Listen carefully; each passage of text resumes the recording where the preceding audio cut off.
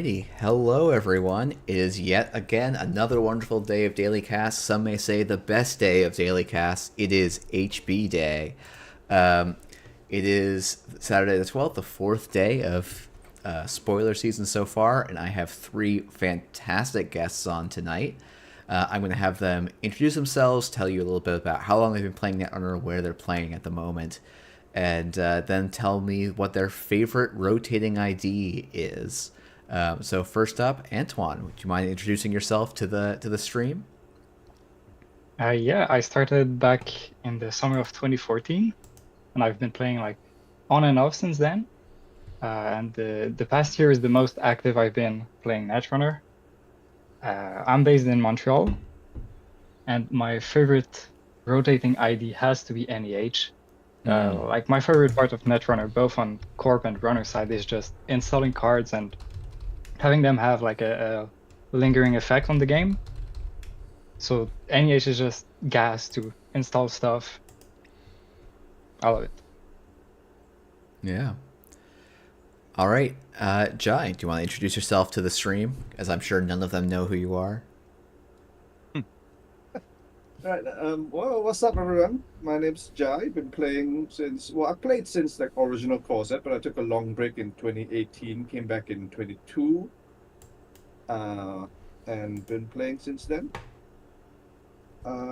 Favorite rotating ID. I think everybody knows what my favorite rotating ID is gonna be. It's gotta be Asa Group.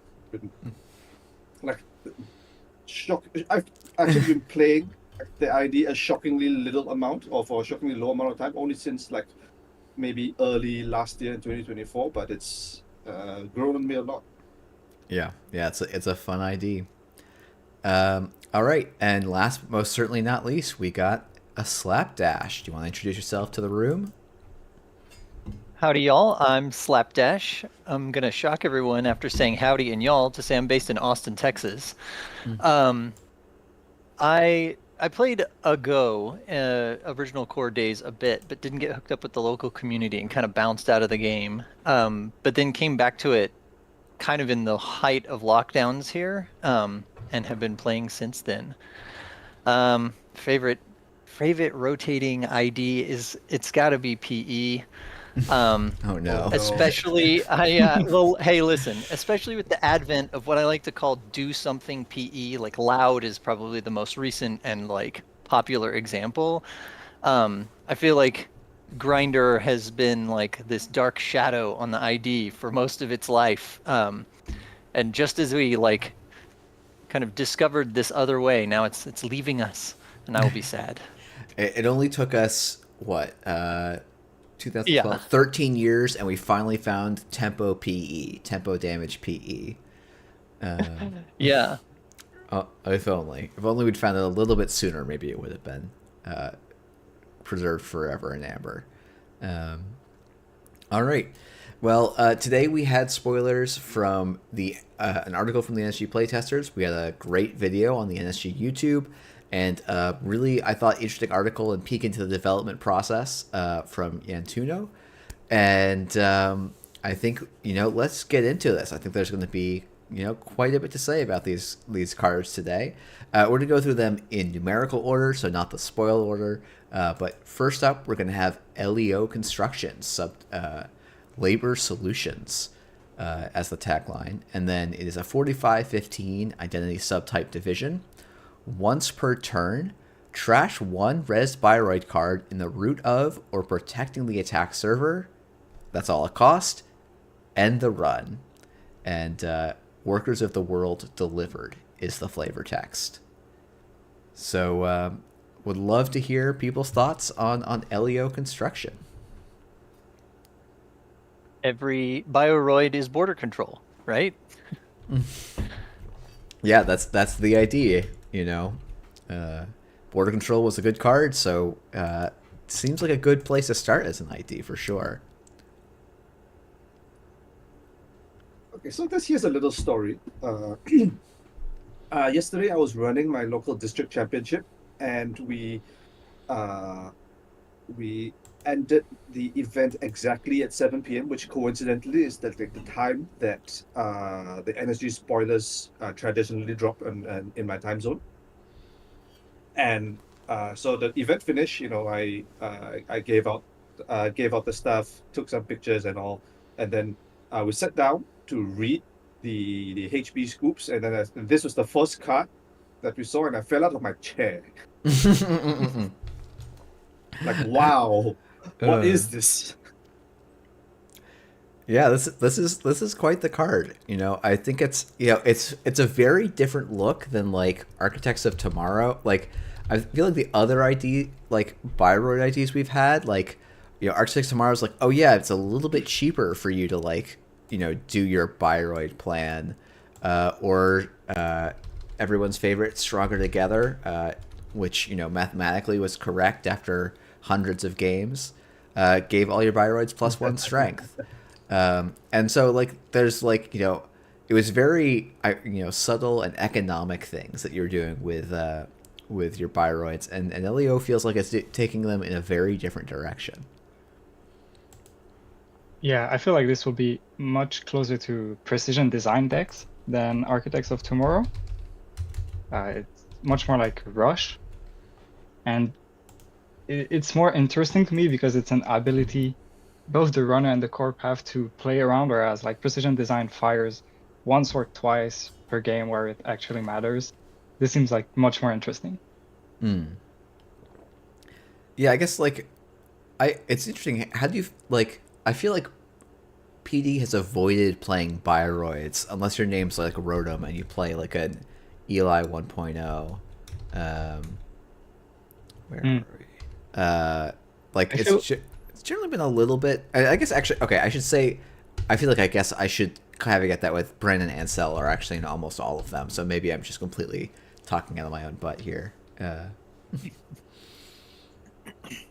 Yeah, actually, I feel it's closer to precision design because the strength of this ID to me is not Byroid Ice, it's having a Byroid upgrade in Isaac Liberdad, where you can use that instead of Analytic Void and Managarm, and you have much stronger Ice. And Isaac can switch servers, so like you push something in the remote, when you score, you switch Isaac, and now it's defending centrals. Yeah. So, yeah, I feel like Isaac will just like replace border control and analytic in what we saw in precision design, but like it is more versatile. Mm-hmm. And the 3 credit res cost on him is a lot easier pill to swallow than your 6 credit res cost off of like Bran. Yeah. I mean, it is worth noting that the cheapest Byroid Ice that we have, that we will still have after rotation hits, is going to be Hakal, I believe, which is a 5 still. And that's really, I mean, it's more expensive than border control, so that is already saying something. Yeah, I have to believe we're going to see some Byroid Ice in the next few days or whatever, during spoiler season anyway, right? That are cheaper. Yeah. Like, definitely there are holes in the Byroid suite that still need to be filled, considering we have 4 Byroids, which is what, Hakal, Ansel, Bran, and Tyr, and I mean no one is trashing a Tyr to border control, I don't think. The first person to get it should probably get some kind of award. But anyway, let me res this 10 cost credits. ice and then just throw it to end the run. Yeah, yeet. Yeah, but exactly. So we have like 2 sentries, 2 barriers, and none of which cost fewer than 5 credits. So, like I'd expect or I'd hope to see some kind of like Byroid code gate along the lines of like the old Victor 1.0, something that you can like realistically afford, and maybe with some kind of like ancillary effect as well. And I think that's like the kind of like cheap piece that would let like Leo really take off as a PD style ID, because it, like if you're like just stuck trying to find your Isaac Libertades, it's going to be rough without like your signature defensive upgrade, I should say. Yeah. If you can't find, Yeah. you know, yeah, if the runner is able to intercept your Isaacs first, like this deck does seem like it might have a couple of issues. Yeah, this needs a affordable bar rid that you can put on the remote early and then on centrals later to act like a ag boop to avoid the pinhole threading. Yeah. Yeah, it's funny. It's like, man, this deck would be like in a throwback format. Could almost consider just throwing back Eli, like for fitting so well in what this wants to do, where it's like a taxing ice that then also you just get to turn into a border control as well. Like that seems like a very nice, nice setup here. Oh, I mean, like LEO in like a throwback format. I mean, there's so many options, right? I feel like everyone would be like at first glance would try to reach for like Fairchild 3 or something like that. Yeah. Oh, an interesting shout out in the chat of Naja. This maybe be the first time someone's looked at Naja seriously. You know, and now that Cleaver's out, it wouldn't be a total joke, right? That's true, actually. Yeah. I also see. Go ahead. I was going to say, the other thing is interesting about this is it makes you go back to reevaluate shred, right? Which like you look at it and like, oh, it stops an end the run thing, right? But if they're sort of relying on trashing, you know, an Isaac or whatever to keep you out, shred's like, you know, never mind. I think that it was, I don't know. Yeah, it's good so into this matchup, I guess. Yeah. I do wonder if like the existence of Shred and perhaps if like Shred starts seeing like widespread play in and out of faction, that like Leo will start to play like the traditional Skunk Void Shell, and so it's like saying you can shred my reward if you want, and I won't pay the shred tax, and I'll just ETR you again with another kind of effect. You have to. What's the timing on this, right? You have to decide to trash your Bioroid before the Skunk Void window, right? Yes. Like, yeah. Okay. Yeah, so like if your remote was like agenda Skunk Void, and then the runner plays Shred, and you're like, well, they could pay through the Mana Garment get in, so I have to use the border control this run, or I have to use the LEO ability. Then you're throwing out 4 cards to Shred, which could make it a little bit dicey. Yeah. So I guess, yeah, what Brandon is calling out in the chat, if you're throwing out an Isaac instead, you're saving yourself a card as well. I think. I'm actually... That's true, right? I mean... Yeah.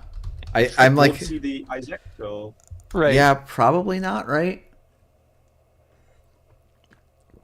Yeah, because I feel like Isaac's like you pay the cost of trash, Isaac goes in the bin, and then we go to the end the run effect, and Shred goes and resolves. That's hilarious. Yeah, that's funny. Also, hi Brandon. Just as an arch check, is this the third ID that we've seen that's like located in space? Ooh. I feel like we've seen this, Gagarin, and Neov Hub. Am I wrong to say? Yeah. Trying to think. Does the moon count as space? Yeah, the because moon like is definitely not space. The moon is the moon. Okay. Come on. Okay. Fair enough. Important taxonomical questions. Yeah, I'm trying. Oh, what about Earth Station? I guess okay. I picked the wrong side of Earth Station. The other side of Earth Station looks like space, but I don't have that flippy tech yet. So. I think we can. I think we can call 3.5. Yeah. I'm trying to think if there's any. Man, there's industrial genomics. No. I'm trying to think like other stuff from that cycle. But maybe instead of us playing guess the card, maybe we want to. Do we have any other thoughts on LEO? Should we look at the back? Oh yes, we totally should. Thank you. Mm-hmm. There's nowhere on, below, or above Earth where LEO construction can't get things built. And then, yeah, I guess I probably won't read the flavor text. I haven't read these for all of these, but these, like, I've actually really enjoyed this flavor text. Tenon was on Mars. Sync rerouting. Sync reroute. Or not sync rerouting. Sync everywhere. Everything everywhere. Oops. Oh yeah, that looks like it's in space. Yeah, that's space. All right. Yeah, we got a hit. There we go. But yeah, like these, I don't know, these little narrative pieces, I wasn't sure how I was going to feel about them, but I feel like they've been pretty well done and, give a nice little bit of splash of extra flavor. I will say, this is one of the couple of cards that feels very Phantom Menace-y to me. Yeah. Oh, it looks like the Trade Federation ships. Yeah. I think like the whole LEO and all the autos have like really the episode 1 vibe. I think especially with one of the cards you'll see later. Yeah. All right. Well, let's go on. Yeah. Let's go on to the next ID. This is Poetri Luxury Brands. All the Rage is a 45-15, another identity division. Whenever you score an agenda, look at the top 3 cards of R&D. You may install one. Oh, excuse me, I'm about to sneeze. Excuse me. You may install one non-agenda card from among them. Whenever an agenda is stolen, you may install one non-agenda card from HQ. Fashion fades. Poetry is eternal. So this seems cool. Yeah. I agree that this is a cool looking one. Jai, I'll give you a minute to gather yourself, and maybe we'll ask Anton his thoughts first. The first thing this made me thought about was I feel like this will work very well with Moonpool because you keep installing non-agenda cards. Agendas are gonna pile up in HQ, and then you can Moonpool, fast advance something, trash and shuffle into R&D, and then you look at R&D and you can keep it safe, kind of. God, Yeah, that's such a good card. That's a nice shout out. Yeah, so like the core damage shell we've seen in Sports Metal, I think this will fit very well in Poetry. Yeah, those like ontological nightmare archives, and playing some low to the ground points. Yeah, I think that could be a really interesting thing. I'm trying to think. Yeah, I'll be interested to see that. That's a very interesting approach to it. I wonder if you'd be missing out on some of the credit gain in that sort of situation, but maybe you can turn the installs into really good credit gain too. So I think we'll see. Yeah, it remains to be seen. But I do think, unlike like in sports, when you do the thing, you have to say sports and pick up your cards or whatever. In this one, I'm pretty sure you have to recite a couplet, like rhyming. Oh goodness! So everybody prepare that. I hope not, because I'm looking forward to playing quite a bit of poetry, and my sense of rhyming meter is pretty bad. So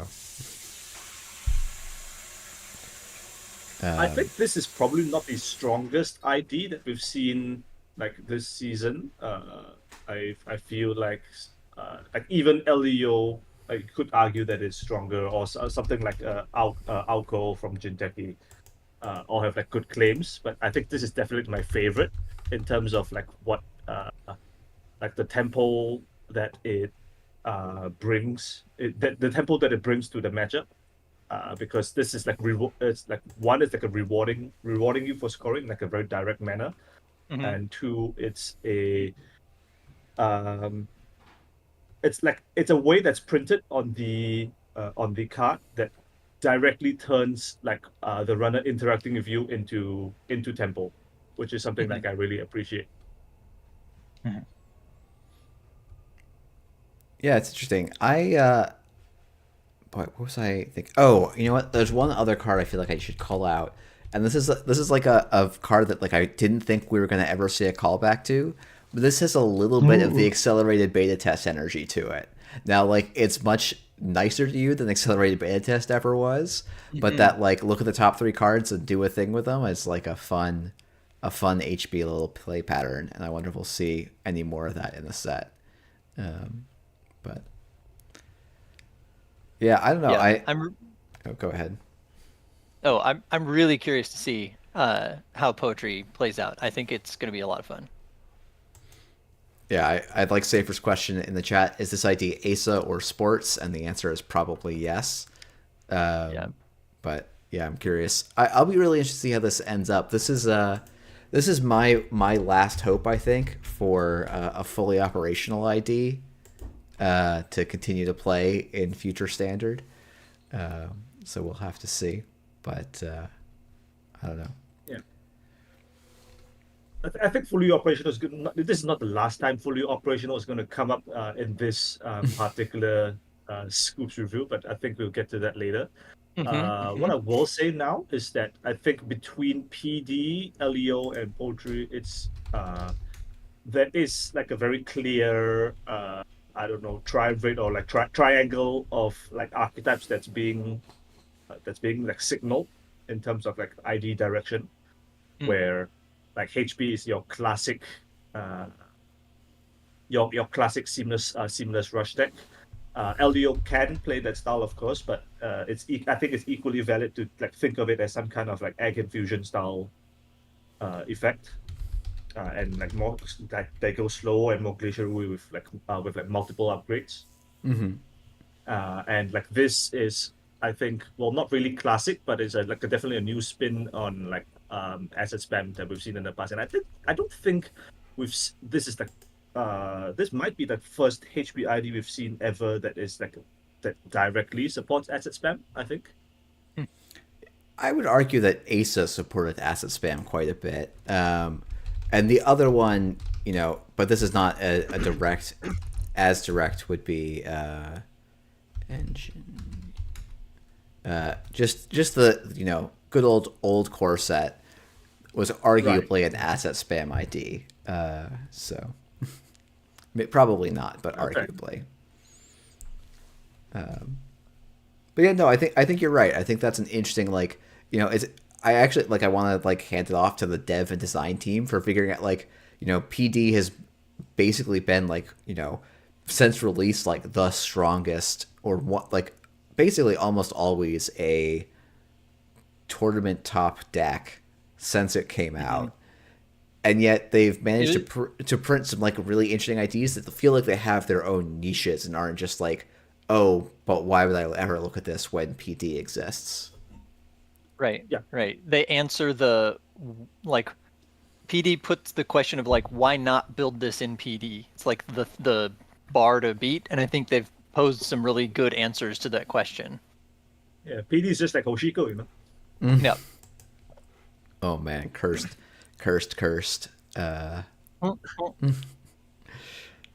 Yeah. All right. Well, we also have 2 more cards to talk about, and my sense is people are pretty excited about these. So maybe we'll move on to those. So first up, we've got Humanoid Resources. This is a 1-cost asset. It is 2 influence, 1 to trash, and it says click, click, click, trash. Gain 4 credits, draw 3 cards, install up to 2 cards from HQ. You may play 1 operation from HQ. And the flavor text T-5. So this card does do the nice 5, 4, 3, 2, 1, which is quite nice. Oh, I didn't spot that. That's great. Yeah. Yeah. Well, this is where we bring up fully operational, right? Like, that's your 1 operation to play after you build another remote and benefit. Yeah, absolutely. I guess we start with the with the art a little bit. This is like the other card that makes me go like, oh my gosh, these are just straight up B1 battle droids, right? yeah. The landers and all, and then marching down the ramps. Yeah. Like Yeah. so, I think the theming for LEO in general has been like great. Even though we will definitely see this like everywhere. I'm sure both in and out of faction because like I think all players are looking at the one cost and wondering if they're going to play like Cyber Sand Harvester or something. Yeah. It is the like, I have some thoughts about this in OBS, just kind of looking at Obelisk, but maybe we can wait. We can have a little OBS sidebar at some point. But yeah, I mean, people in chat are like saying, "Oh, this is like firing Rashida," and I'm kind of curious how the three of you feel about that. I mean, go ahead. This is like Rashida. If Rashida said, your turn must be taken in exactly this order, which I don't mind. I think it's a reasonable like check on the power level cap of the card, and it's like taking your turn in exactly this order is like a very B1 battle droid thing to do, right? But Yeah. I think, I mean, so the thing is, like taking basic actions is like a kind of interesting thing because some basic actions, like in the kind of like Asa style deck, you are not really happy to take, and this would be like you don't want to click for credit, but you always want to be installing cards because that really isn't the better way to do it. And there isn't really a better way to click to play operations. So like these are the basic actions that I'm happier to take, which is why I'm fine with the card telling me that I have to do it. I think it hits this pocket of like it's constraining but not awful. That's very interesting to me. Yeah, and it differs from Rashida in that you can install it with RLC or warm reception, or like Plutus and greasing the palm, to fire it on the same turn you install it.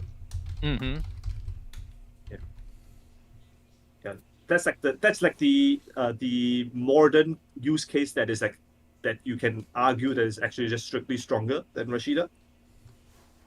And the other interaction I want to shout out is that you can actually like minus 1 extra credits worth of value out of this if you install this on a Langit grid.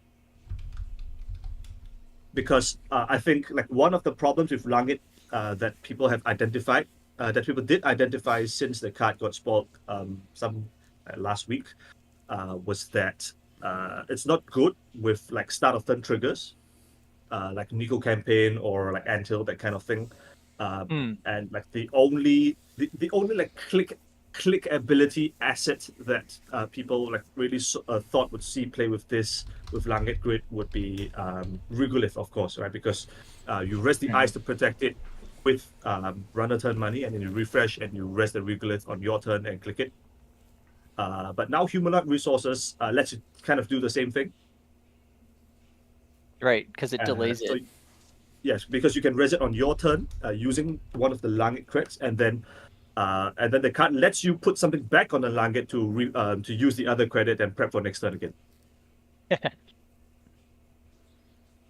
That's very good. That's cheeky.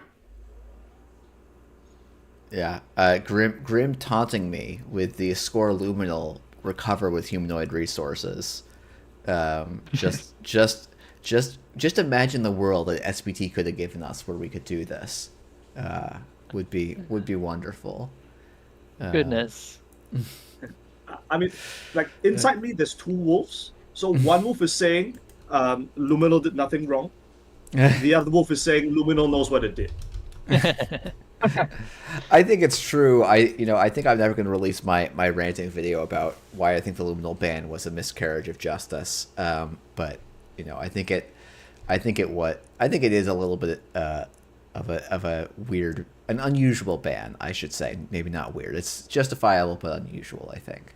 But yeah, I think talking about the card, I think Langit is a really, an interesting shout out to this. If I think about this as HB though, I feel like playing Langit Grid instead of Tranquility feels like I'm not sure if I was sold on that exchange yet. Though, like, it's not like this doesn't work with Tranquility either. It probably doesn't work as well with like the red level clearance, like I'm going to cheat this into play pattern. But yeah, I don't know. I think that's kind of.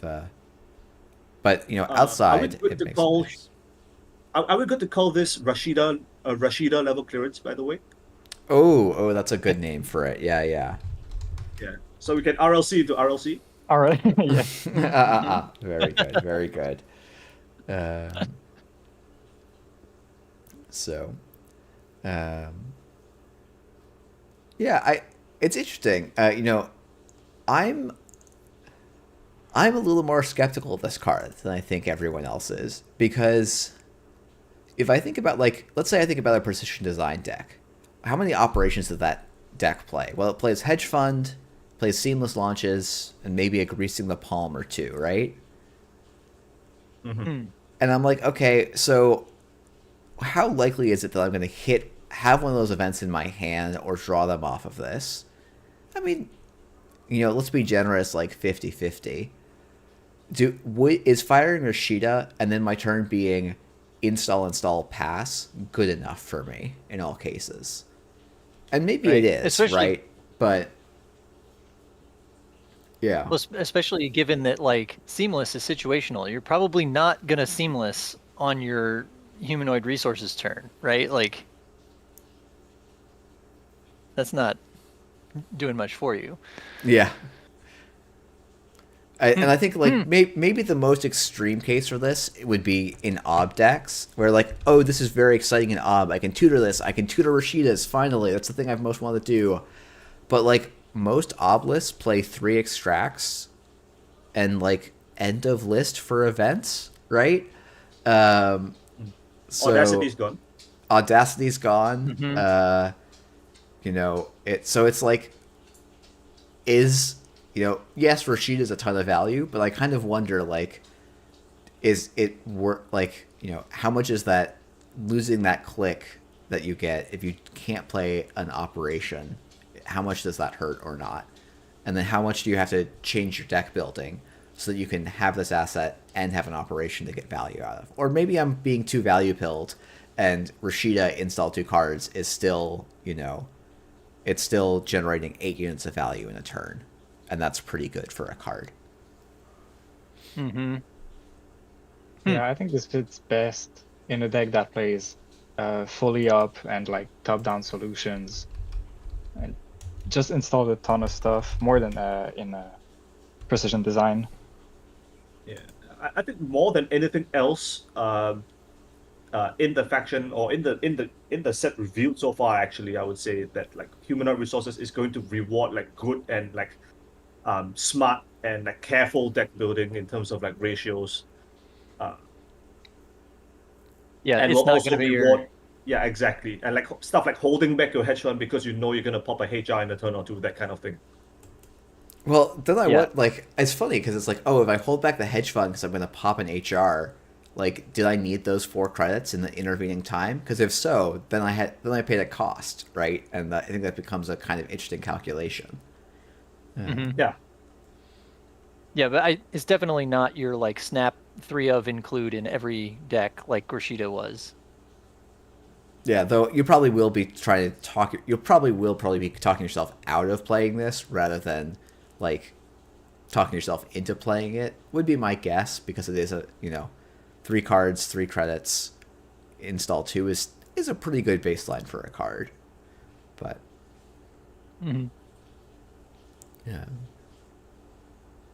yeah. Any other thoughts before we move on to the next card? Somebody in chat mentioned Yodel, Your Digital Life, which I thought was interesting. But since you have to install 2 cards and then play the operation, it's like, you're losing out on 2 credits on your Yodel, which is kind of a bummer. Yeah. I mean, you're still, like, if you have a 5-card hand, you at start of turn mandatory draw up to 6. Draw 3, you're at 9, go down to 7, go down to 6 with the YDL. That's still +4, so that's okay. Yeah. That's like that's hedge value. Exactly, yeah. Yeah, it turns your YDL So into a hedge, whereas like Rashida would make it much better than a hedge. Yeah. I feel like this is a play that's like justifiable if you're importing HR into NBN, but Hmm. I think if you're importing YDL into HB, you want to do better than Hedge. Yeah, I agree. Yeah. I guess one last thing before we move on is that I note the lack of the unique diamond in the corner there, which means that it's like like eternal wise, this is like really good into rumor mill. Oh, that's a good shout out. I was thinking you were about to go the even more deranged route of in Eternal. I think it's possible to fire off 3 of these and get a wage workers click. uh, and actually, Good lord. but I will say one of the best ways to do that is in fact the next card, which is you fire off 3 auto campaigns that gives you +6 clicks, and then you go. Oh my goodness, why I'm forgetting the name? Humanoid Resources, Humanoid Resources, Humanoid Resources. Get a wage workers click. Oh my god! Oh, the value. The value. I don't know what deck you possibly are able to get that much value in without the runner being asleep at the wheel, or being me playing Spy Cam's Haley. But shout out to those of you who watched the finals and watched my terrible first game. But yeah. Oh, you're right. These are different actions. Oh, that's even worse. Oh, my joke fails. Oh. Rip, rip, rip. Oh, well. Well, we have Auto Campaign. We should probably talk about that. This is a 2-cost asset advertisement. Spark, eat your heart out. 2 to trash, 3 influence. When you res this asset, load 6 credits onto it. When it is empty, trash it and gain click. When your turn begins, take 2 credits from this asset. Oh, this is 3 influence. Okay, this is like the most expensive campaign influence-wise that we've seen like in quite a long time, I think. Yeah, I'm trying to remember how much influence Eve campaign was. Okay, yeah, Eve was the only other 3, right? Because Adonis was 2, I want to say. Adonis is 2, yeah. Marilyn 1 and Nico 2. Yeah. So this one is not priced to move. So Yeah. Are we allowed to start calling this Jeff campaign? This is the art on the band, yes? Yes. One thing that I think is interesting about this art, speaking of the art, is that's not what the autos look like, right? Like, it's specifically advertising a sort of like friendlier version of these guys. They look more human. They have like a face. Yeah, it's anthropomorphic. Oh Right, yeah, that's right. If you really look at, interesting. like- Yeah. Yeah, if you look at top down, one of the autos has its like head open, and you can see solar panels inside. So it's like super not human. And I think that's like a really cool little bit of, especially with the flavor text, a little bit of world building there. Yeah, that's actually a really interesting. That's funny. I've been looking at these cards for a little bit, and I had never made that connection. That's really like, I don't know. I've been really impressed with the world building in this set and like some of the subtle things that we're getting to see here. Otto the Builder. Oh, very good. People are shouting out that Refuge campaign maybe also was 3 influence.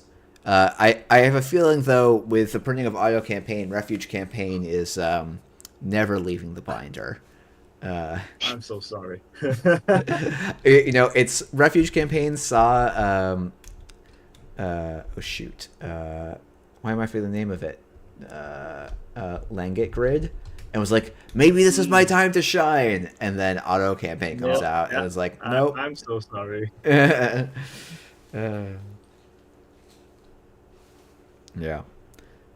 So Antoine, what are your thoughts on this card? I think it's very cool, but it makes me a bit worried. Its ability to fast advance a 4/2 from hand makes me think maybe we're not getting a 3/2. And yeah, I feel like Interesting Poetry consideration. needs a 3-2 to work in a fast advance style and acid spam style. I think if you're thinking 4-2 from hand, like you're thinking small, right? Put a wage workers out, score a 5-3. Yeah, why? Yeah, Yeah, with Ikawa rotating, what 5-3 are you scoring? Okay. yeah, we're scoring a send a message. You know, yeah, we're doing the absolutely. I mean, you know, okay. Here's the Christmas Dreamland is we fire off an auto campaign into a top-down solutions to install our wage workers and our 5-3, and then fully advance it off the board. All we need to do is protect the auto campaign for 3 turns. But, you know. Yeah. I do think this has, it's not like the best example of this or anything, but it has a feature that I really like where it's sort of a corp card that is a countdown to a bad thing that's like puts the runner on a clock, right? I'm putting this on the table. What are you going to do about it? Like prana condenser is another example. I love that sort of dynamic between a runner and corp. Yeah, I think that's a good way of looking at it, and I think someone earlier or last night for me in GLC made a very like interesting comparison in that they said this is HB's urban renewal. Yeah, which I think is quite cool in that, like, I mean, obviously urban does a very different thing, but like both are like countdowns to like if this thing counts down, something bad is going to happen, but it's going to happen in the way that the faction wants with the thing that faction wants to do. Like Wayland's gonna kaboom you, but HB is just gonna do its own thing, and once the order goes off, you're gonna do some combo pop off. Yeah, I think that's actually a really interesting shout out. I think probably the other analog is oh my goodness, MC austerity policy. Yeah. Right. Yeah. Where I get to pop this and I have a big turn. Right. Without making the runner's life just misery in the interim.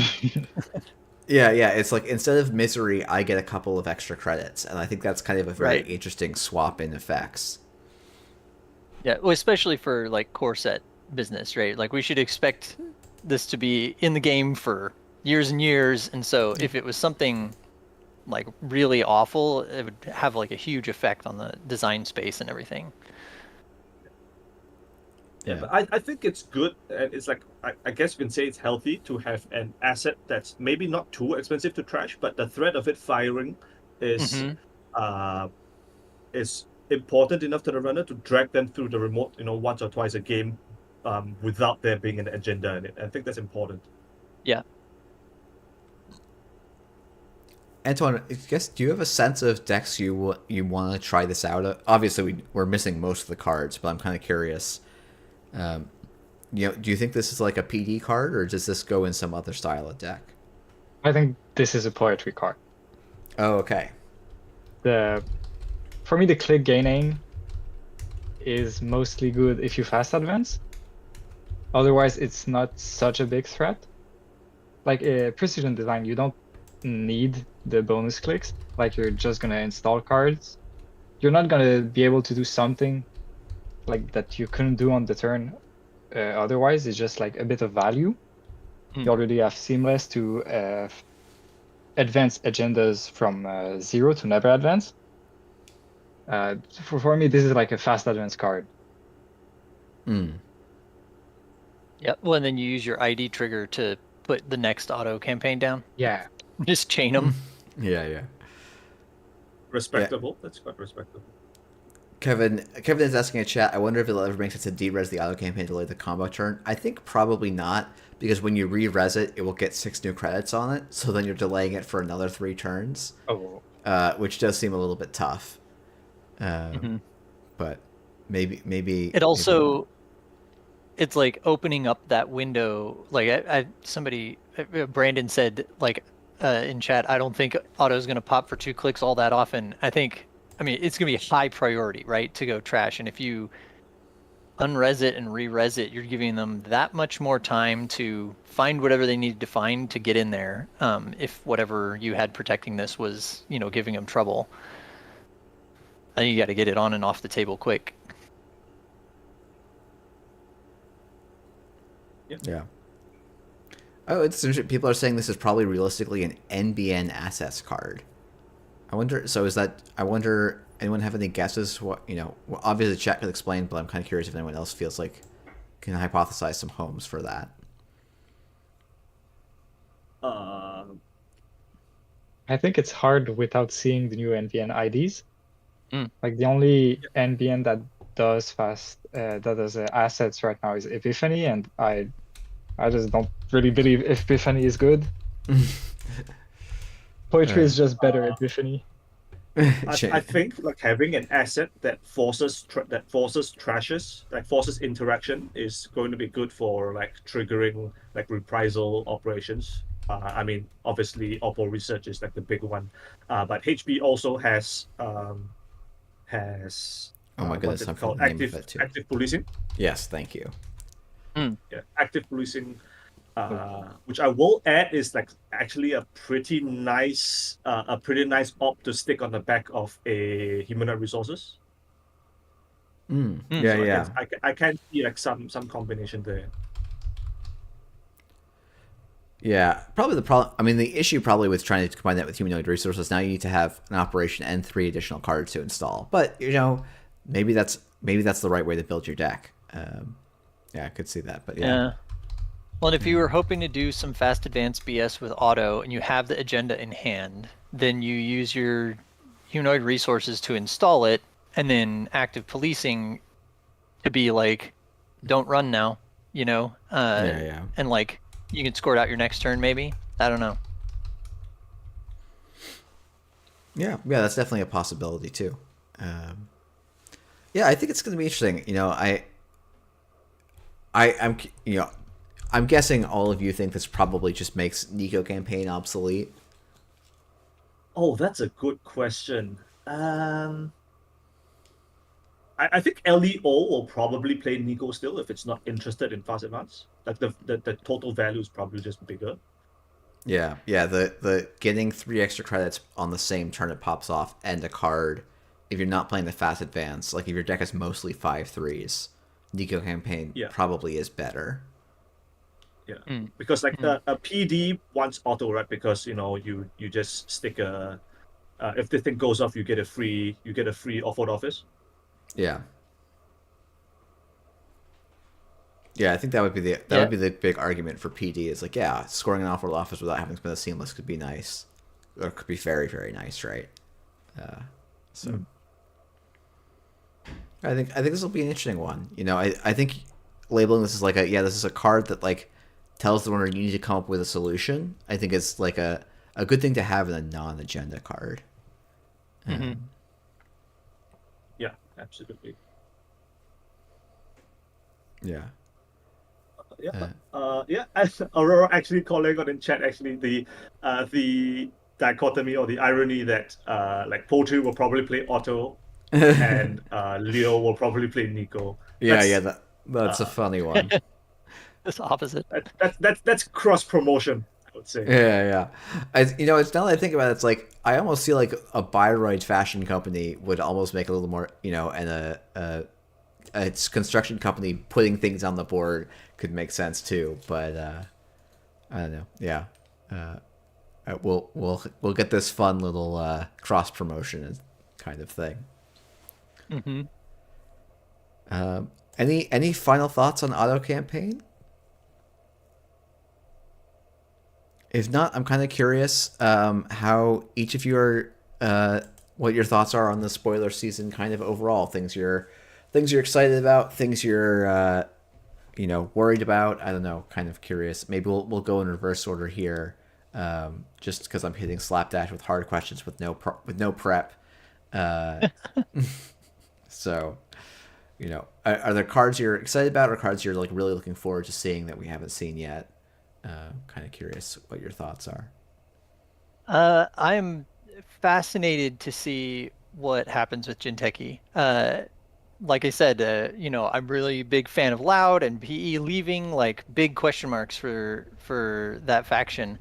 Um, and I think that the IDs we've seen, like how they shape out, may like what the rest of the cards in the set are going to have a big impact on what those IDs do and like how they fare in the meta, this coming meta. So I'm really, really interested to see what other red cards we see.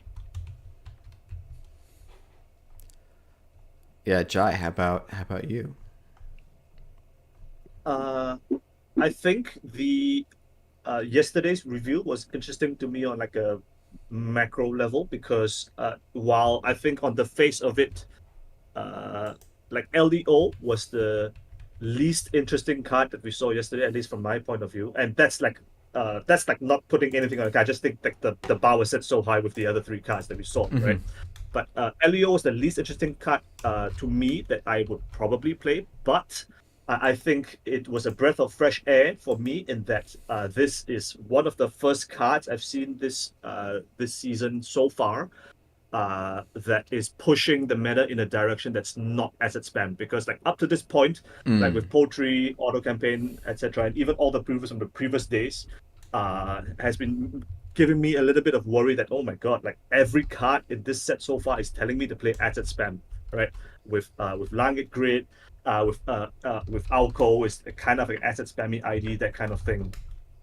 And Poetri is and Leo is the first card that says, okay, so like there is a direction that we're going that isn't as spam. We can play Glacier as well. Yeah, we can go tall too. Yeah, that is a good point. That this kind of gives you a different angle. Yeah, I would say even the runner cards were like soft pushing to go asset spam because like, do I really want to play like upgrade stacking into shred? Do I want to be stacking ice servers into like bars, which who's gonna just boomerang all my bloody ice, that kind of thing. So, yeah, it's good. Antoine, how about you? Yeah, I think spoiler season has been really exciting, and the today's scoops were the ones I've liked the most yet. I think I was expecting to like Poetri the most because it was assumed it would be fast asset spam, but I think the one I'm most excited about right now is Leo. It's just it's ag, but in a faction I find way more interesting than Jinteki. Yeah. And otherwise, I'm very excited to see what people do with Plutus. I think that card seems very fun, and I'm curious to see if like it sees play outside of Wayland. Oh yeah, it's funny. Even though we talked about outside of Wayland yesterday, to me it's like such a Waylandy card, but maybe it goes somewhere else, and that'll be interesting to see. Maybe there's an HB Plutus deck. Could be fun. All right. Well, I think we're getting towards the top of the hour. So I want to thank all of you for coming on. I want to thank everyone for tuning in. We've got another big day of scoops tomorrow. Another 3 pieces: an elevation story, an NSG visual piece, and an NSG design piece. So the scoops are going to keep coming in fast and furious. And we'll see everyone at 8 p.m. Eastern tomorrow. Thanks everyone for tuning in, and thanks to the 3 wonderful guests. It's been a really fun conversation. So, hey Jeff, before we go, can I talk about Run Together a second? Of course. Thank you so much for reminding me. Sure. Yeah. So in case anybody listening doesn't know, Run Together is an annual fundraiser where we collect donated alt arts from our wonderful community artists and sell an alt art pack to raise money and help people who otherwise wouldn't be able to afford to pay to travel to Worlds, because there's only one Worlds and there's a lot of places that it's always far away from. So I talked a little bit about this there's a Run Together channel in GLC where we post some updates and organize getting the art and everything. But I wanted to mention an update in here, which is yesterday I got the print proofs for Pack 1 from Drive-Thru, and they look really awesome. We didn't want it to like run face first into trying to release Run Together Pack in the middle of spoiler seasons and right after a new set comes out. So in the next couple of weeks, we'll probably put them on sale. And last year we did a pre-order through NSG and like used the NSG distribution network to like get it in people's hands for Europe and North America. But this year, because of the tariff situation, I think we may skip that entirely. We may still be able to figure out like a EU something there maybe, but it's unclear. But look for in the next couple of weeks that to go on sale, and you can get some cool alt arts and support some people getting to Worlds. Yeah. Yeah, Run Together is always a great thing, and you know, I was happy last year that NSG was able to help out with it a little bit more, but you know, world events are happening around us, and we have to adapt a little bit. So Yeah. But yeah, people should definitely check out Run Together. There's a lot of great alt arts, and yeah, thanks again to all the guests. Thanks again to everyone for tuning in, and we'll see you tomorrow.